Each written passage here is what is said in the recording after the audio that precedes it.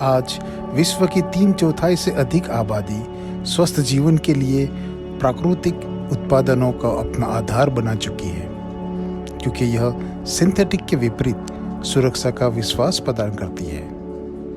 भारत में हजारों उत्पादक हैं जो आयुर्वेद और हर्बल के जरिए औषध निर्माण करते हैं। ये सभी उद्योग वनस्पतियों की निरंतर आपूर्ति पर निर्भर करते हैं। वास्तव में हर्बल उद्योग के लिए आवश्यक औषधि प्रमुख रूप से जंगलों से आती है, लेकिन आज योग्य वनस्पतियों की उपलब्धता की कमी सभी उत्पादक सामना कर रहे हैं। यह सब विभिन्न समस्याओं के कारण हो रहा है, जैसे कि वनस्पतियों का अत्यधिक उपयोग, वनों की कटाई के कारण, उत्पत्ति स्थान का दूषित होने की वजह से, दुर्लभ औषधियों को लुप्त होने से और अंधाधुंध कटाई मुख्य समस्याएं हैं। कच्ची औषधियों की मांग लगातार बढ़ रही है, लेकिन प्रमाणिक दवा की आपूर्ति पूरी नहीं हो पा रही है, और अगर मिल भी रही है तो जिसकी कीमत इतनी बढ़ गई है कि समाज के हर इंसान के लिए उपलब्ध करना नामुमकिन हो गया है।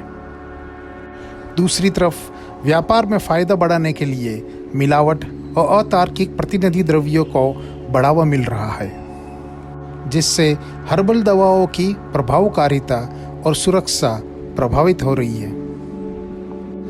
यह देखकर संहिताकाल के बाद आचार्यों ने अनुपलब्धता को अच्छी तरह से महसूस किया होगा और मध्यकाल से ही प्रतिनिधि द्रव्य की अवधारणा विकसित की गई। आजकल नई आश्चर्यजनक औषधियों की खोज की संभावना पर बहुत अधिक जोर दिया जा रहा है और पारंपरिक दवाओं के उपयोग में आने वाली समस्याओं पर बहुत ही कम महत्व दिया जा रहा है। आयुर्वेद में प्रतिनिधि की अवधारणा इस तरह से भिन्न होती है कि प्रतिनिधि द्रव्य मूल औषध के गुणों के स्तर समान रखते हैं। इसका मतलब है कि वैकल्प जानबूझकर चुने गए हैं और वांछित प्रभाव प्राप्त करने के लिए तर्कसंगत रूप से उपयोग किए गए हैं। प्रतिनिधि का उपयोग दुर्लभ, विलुप्त, मुश्किल से प्राप्त मूल औषधि के विकल्प के रूप में है। यह दुर्लभ औषधियों की कमी को दूर कर सकता है। इस प्रकार प्रतिनिधि द्रव्य औषध द्रव्य के संरक्षण और स्थिरता में सहायता प्रदान करने में उपयुक्त मालूम होता है। इस प्रयास से आर्थिक व्यवहार्यता के साथ गुणवत्तापूर्वक हर्बल उत्पादनों को रोग निवारण हेतु हर समाज तक पहुंचाया जा सकता है। महर्षि आचार्य चरक ने सूत्रस्थान में चिकित्सा चतुष्पाद के विषय में द्रव्यों की योग्यता इन 4 विचारों पर जोर दिया है। बहुता मतलब आसानी से उपलब्ध और प्रचुर मात्रा में मिलने वाली हो। योग्यत्व चिकित्सा उपयोग के लिए योग्य हो। अनेकविध कल्पना यानी उसमें विभिन्न प्रकार में तैयार की जाने वाली क्षमता हो। और संपत यानी दवा को इस तरह से तैयार किया जाना चाहिए कि इसमें चिकित्सा प्रयोजन के लिए उपयुक्त शक्ति हो। लेकिन चरक और सुश्रुत काल में प्रतिनिधि द्रव्य का प्रत्यक्ष संदर्भ नहीं दिया गया है या अभाव प्रतिनिधि द्रव्य को सूचीबद्ध नहीं किया गया है। लेकिन आचार्य वाग्भट ने प्रतिनिधि को इस प्रकार समझाया है कि जब किसी योग की तैयारी के दौरान किसी विशेष औषधि की अनुपलब्धता हो तो रस, गुण, वीर्य और विपाक के संदर्भ में समान शक्ति वाली दूसरी औषधि प्राप्त करने का प्रयास करना चाहिए, और जो औषध देश, काल और अवस्था के कारण रोग को दूर न कर पाए उन्हें त्याग देना चाहिए। इतना ही नहीं बल्कि एक वैद्य रोगी की स्थिति, समय या बीमारी के आधार पर किसी विशेष द्रव्य को योग से फेरबदल करने में भी आपत्ति नहीं होनी चाहिए। आगे प्रतिनिधि द्रव्य के संबंध में विस्तृत विवरण भाव प्रकाश, योग रत्नाकर और वैशज रत्नावली जैसे ग्रंथों में पाए जाते हैं। इससे यह स्पष्ट निष्कर्ष निकलता है कि प्रतिनिधि द्रव्य की आवश्यकता तब मालूम हुई होगी जब काल और दिशा के प्रतिकूल परिस्थितियों के कारण मनुष्य औषध बनाने में असमर्थ होगा। रोगी के रोग दूर करने के लिए औषध निर्माण हेतु जब पर्याप्त तत्व प्राप्त न हो परंतु औषध की उपयोगिता हो तब क्या करना चाहिए, इसके बारे में सार्वभौमिक दृष्टिकोण से अनुभव को आधार बनाकर उन्होंने ग्रंथों में उपदेश दिए। इस वीडियो में आज हम वैसेज रत्नावली नामक ग्रंथ में दिए गए प्रतिनिधि द्रव्यों के बारे में जानेंगे और ये समझने का प्रयास करेंगे कि प्रतिनिधि द्रव्यों का इस तरह का चयन किस प्रकार से किया गया होगा। 18वीं सदी में कविराज गोविंद दास सेन ने वैसेज रत्नावली नामक ग्रंथ में उल्लेख किया है कि कदाचित द्रव्यमेकं वा योगे यत्र न लाभ्यते तद्द्रुणयुक्तं द्रव्यम परिवर्तेन गृह्यते। यानी कदाचित किसी औषध योग में एक द्रव्य नहीं मिलता हो तो उस औषध योग में उस द्रव्य के अभाव में उसी द्रव्य के समान गुण वाला अन्य द्रव्य लेना चाहिए। मधु या शहद के अभाव में पुराना गुड़ लेना चाहिए। यहाँ पुराना गुड़ जो 1 साल से 3 साल तक का हो उसे ही खाने या संधान के उपयोग में लेना चाहिए। 4 साल के बाद यह शक्तिहीन हो जाता है। पुराने गुड़ के अभाव में नया गुड़ लेना चाहिए जो 12 घंटे धूप में रखकर फिर व्यवहार में लाया जाए। दूध के अभाव में मूंग या मसूर का यूस का उपयोग करें। यूस जुदान को 16 गुना पानी में भिगोकर बनाया जाता है। चीनी के अभाव में मिश्री का प्रयोग करना चाहिए और सालीधान के स्थान पे साठी का चावल को लेना चाहिए। द्राक्षा यानी मुनक्का जिसे किशमिश भी कहते हैं, इसके अभाव में गंभीरी फल लेने का उल्लेख है। तगर मूल यानी नत के अभाव में सहेली मूल का उपदेश है। यहाँ हमने शिला रस को सहेली मूल के रूप में समझा है। आपकी राय क्या है वह नीचे कमेंट में लिखें और हमें बता सकते हैं। आगे दाड़िम के अभाव में वृक्षामला यानी कोकम को लें। सौराष्ट्र देश की मिट्टी के अभाव में पंख मतलब कीचड़ की पपड़ी को उपयोग करें। लोहे के अभाव में मंडूर को ले सकते हैं और दारू हल्दी यानी दारू हरिद्रा के अभाव में हल्दी का उपयोग करें। सोना और चांदी के अभाव में लोहा लेना चाहिए।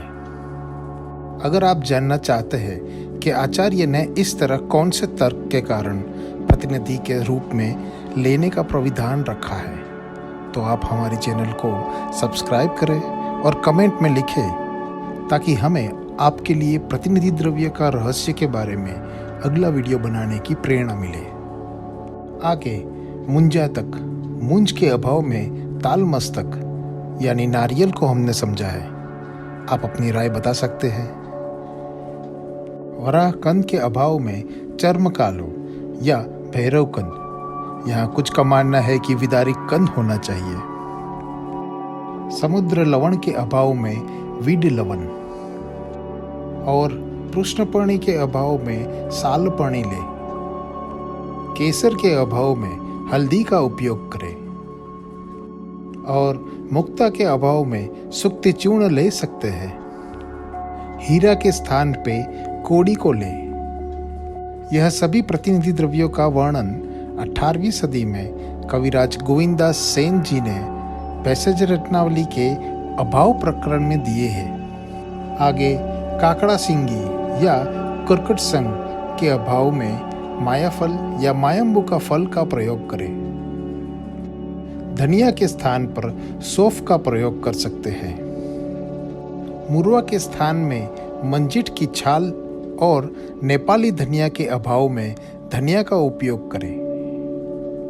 आचार्य ने यह भी कहा है कि बेल के फूलों के अभाव में कच्चा फल लेना चाहिए। यह अतिसार में कच्चा बेल फल अति उपयोगी है। मूलठी के अभाव में चव्य और चव्य के अभाव में मूसली को लें।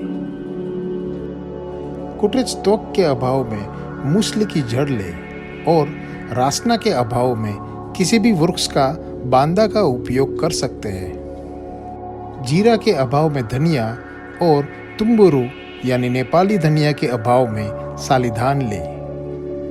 भिलावा असह्य होने पर लाल चंदन ले और अगर भिलावा का अभाव हो तो लाल चित्रक मूल का प्रयोग करें। इक यानी गन्ने के अभाव में नरसल यानी नल का उपयोग करें। मध्य यानी धान का सिरका, इसके अभाव में शिखंडी यानी विशिष्ट रूप से तैयार सिरका का उपयोग करें। सुक्त यानी आजकल जिसे विनेगार कहते हैं, उसके अभाव में कांजी जो चावल या चने के दाल से बना खट्टा द्रव है। चित्रक मूल के अभाव में दंती मूल या अपमार्ग क्षार का प्रयोग करें। धनव्यास या जिसे धमासा भी कहते हैं, उसके अभाव में दुर्लभा ले। अहिंस्त्रा यानी कंथारी के अभाव में मानकंद का उपयोग करें। लक्ष्मणा या हनुमान वेल के अभाव में मयूर शिखा या हस्तिपाद का उपयोग करें। मौलसरी या बकुल के अभाव में लाल या नीला कमल ले। जावंत्री के अभाव में लौंग का उपयोग करें। आंख के दूध के अभाव में अर्कपत्र का रस का प्रयोग करें। पुष्कर मूल के अभाव में कुट और लांगली के अभाव में भी कुट का प्रयोग करें। स्थोणियक या थुनेर जो तालिस पत्र के भेद के रूप में है, इसके अभाव में कुट ले। केसर के अभाव में कुसुम फूल मतलब सूर्यमुखी का फूल का प्रयोग करें। श्वेत चंदन के अभाव में कपूर और श्वेत चंदन एवं कपूर के अभाव में रक्त चंदन ले। लेकिन अगर रक्त चंदन का अभाव हो तो नया खस लेना चाहिए। अतीस या अतिविष के अभाव में नागर मोथ ले और हर्रे के अभाव में आंवला ले। नाग केसर के अभाव में कमल पुष्प केसर का उपयोग करें। अष्टवर्ग में आने वाले मेदा के अभाव में अश्वगंधा ले और महामेदा के अभाव में अनंत मूल ले। जीवक के अभाव में गुड़ुची और रुष्बक के अभाव में वंशलोचन ले। वृद्धि के अभाव में बलामूल ले और वृद्धि के अभाव में महाबला का उपयोग करें। काकोली क्षीर काकोली के अभाव में सतावरी का प्रयोग करें। भौम्य प्रतिनिधि के रूप में स्वर्ण के अभाव में स्वर्ण माक्षिक और माक्षिक के अभाव में रजत को लेना प्रचलित है। यद्यपि सुवर्ण माक्षिक के अभाव में सुवर्ण गेरिक ही लेना उचित होगा। मत्स्यंडिका यानी शक्कर के अभाव में चीनी ले और तालिस पत्र के अभाव में स्वर्ण ताली ले। भारगी यानी भारंगी के अभाव में तालिस पत्र या कंटकारी मूल का उपयोग करें। काला नमक के अभाव में पांशु लवण और मुलेठी के अभाव में धात की पुष्प ले। अम्लवेतस के अभाव में चुक्र यानी सातवेद, मराठी में इसे अम्लवेतस भी कहते हैं। द्राक्षा के अभाव में गंभीरी फल और गंभीरी फल के अभाव में बंदूक फूल यानी दुपरिया का उपयोग करें। जांगम प्रतिनिधि द्रव्य में आने वाले नख यानी घोंघे के अभाव में लौंग ले और कस्तूरी के अभाव में शीतल चीनी एवं सुगंध कचूर का प्रयोग करें। शीतल चीनी के अभाव में जावंत्री का उपयोग करें। कपूर के अभाव में सुगंध मुस्तक यानी नागरमोथ और ग्रंथिपर्ण यानी गठीवन ले। कस्तूरी के अभाव में कपूर काचरी का उपयोग करें। तालम खाना के अभाव में गोक्षूर बीज का उपयोग करें। अंतः प्रयोग के लिए अजमोद के अभाव में अजवाइन ले और बाह्य प्रयोग के लिए अजमोदा ले।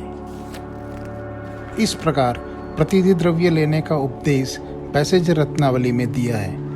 यहाँ संक्षिप्त में द्रव्यों की झांकी इस वीडियो में देने का प्रयास किया है। सबसे अनुरोध है कि द्रव्यों की पहचान अनुभवी B.Pharm या M.Pharm से उत्तीर्ण या द्रव्य गुण विज्ञान के अनुभवी स्नातक से ही करवाएं। प्रतिनिधि के संबंध में कौन से नियम है और आचार्य ने इस तरह कौन से तर्क के कारण प्रतिनिधि के रूप में लेने का प्राविधान रखा होगा, तो आप हमारे चैनल को सब्सक्राइब करें और कमेंट में लिखें ताकि हम आपके लिए एक नया वीडियो बना के रखेंगे। सन कंसल्टेशन में आयुर्वेद के मूल सिद्धांतों को प्रेरित कर समाज का नव विकास की परियोजना में सहायता देना है। हमसे जुड़ने के लिए डिस्क्रिप्शन में दिए गए ईमेल पर संपर्क करें। नमस्ते।